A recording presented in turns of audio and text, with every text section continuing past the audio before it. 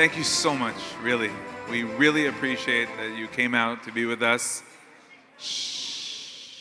Am Yisrael Chai. Lashevet. Thank you so much for joining us. And we really appreciate that you made the effort.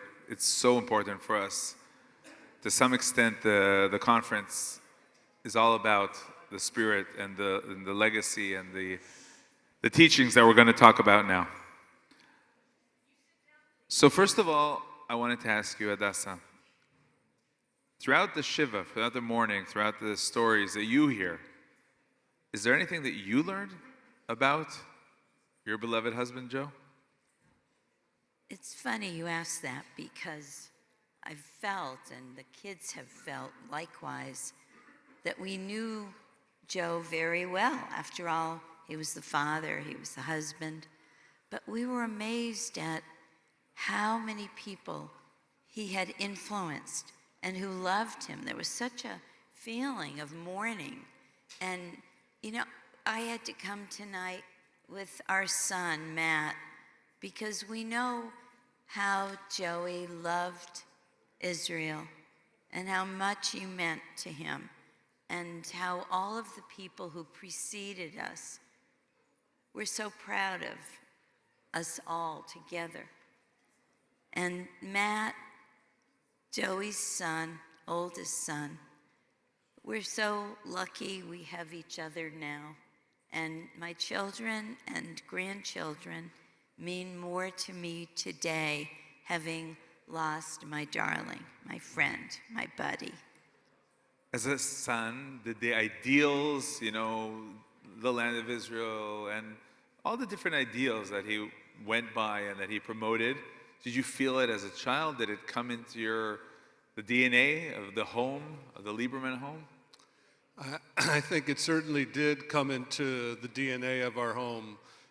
One of the great things about growing up in our family was that you never felt disconnected from what was happening in the world, whether the world was your neighborhood in our hometown or whether it was your state or the United States or Arutz Sheva, that you were never helpless, that you had the opportunity to be engaged, and that our dad was engaged in the most constructive and most persistently constructive way all the time, and that absolutely was a role model for all of us.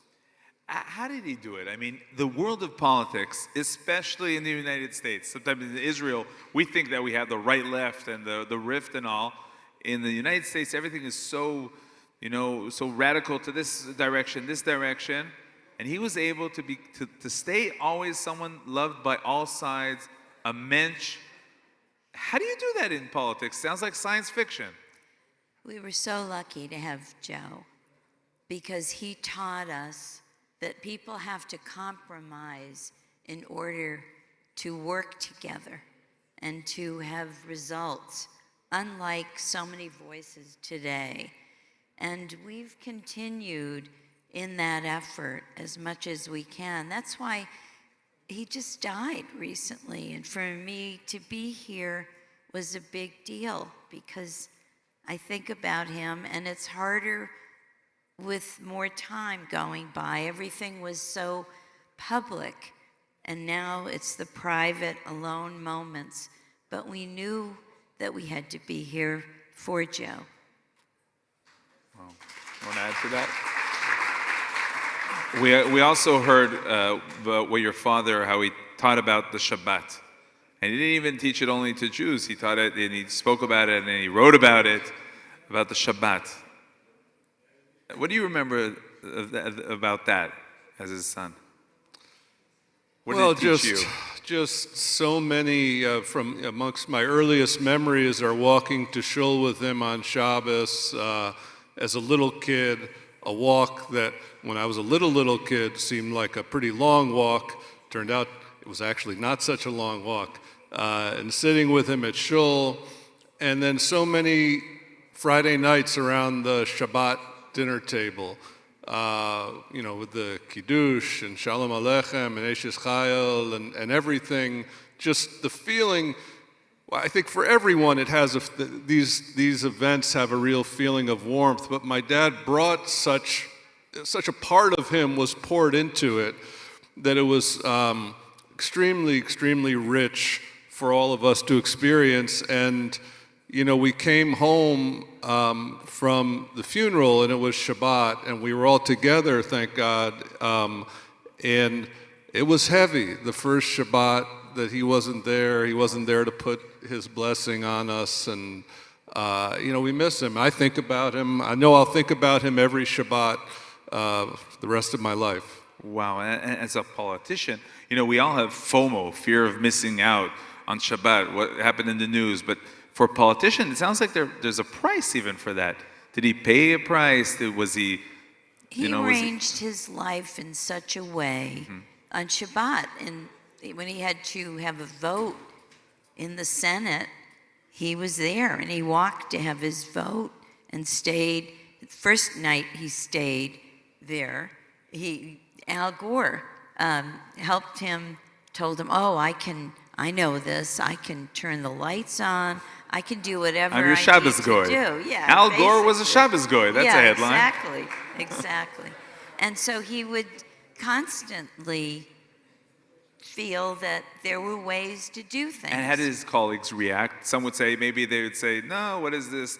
Shtuyot, as we say. No, Yeah. they respected it? One of the nights that we were at the Senate, I had to put a tablecloth on his Senate desk and put all the food down. And some of the senators were upset if they hadn't been invited, because they all wanted to come in and eat some food for Shabbat and have some Kiddush wine. So we really were able to involve more people, and the staff, who was not all Jewish, obviously, were saying good Shabbos, Shabbat Shalom. Amazing. Now, I understand that you mentioned how much he loved the state of Israel. I understand that the last thing he was writing together with Alan Dershowitz was about how the party that he came from, the Democrat Party, should do some rethinking of the way they're relating to Israel. What can you tell us about that? Well, today I was going through files, as one has to do after the death of a loved one, and I found the edited version of the copy of something he was dealing with Dershowitz on. So it was a book. He just constantly involved himself in what he felt were important writings. And he felt Dershowitz was an important writer. Wow. So he was there. Now, what's important that for us, finally, first I'll ask you, Matt, that we all learn from your father and we continue also in his way, even though sometimes it may be difficult in this generation? What's important for you that we learn and continue in his way? So I think he demonstrated the unbelievable power in this crazy world of ours of just being a mensch, and being a mensch under fire often. I mean, he had an incredibly strong menschlichkeit, and it's so interesting. So many times people would praise him for simple things like, oh, he was always so kind, and the stuff that we all learned when we were 3, 4, 5 years old. But it seems like in this rough world and in a rough and tumble profession, people forget how they're supposed to act. And I think for me, and this was true as a dad to us as well, he was just such a good man, and he was a good man in a brutal profession under the harshest of circumstances. He stayed straight ahead, yashar. Wow. Hadassah, how would you like to sum up this interview and tribute? I often used to say during campaigns that Joe is what you see, you have. He's not a dual personality. And that was striking because people had not met politicians who were just straight and honest. And also, he did what he thought was important to do, whether it was popular. And so frequently, what happened is I remember getting phone calls and saying, how could your husband have done that? How could he have said that?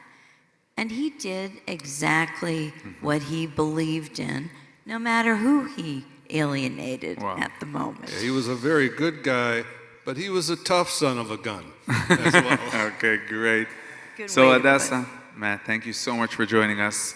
I call upon Ambassador David Friedman and the leaders of the Besheva group to also present you with our shofar, the Jerusalem Prize. Thank you so much for coming. We appreciate it very much. And we're here for anything that we can help to spread the legacy. Thank you very much.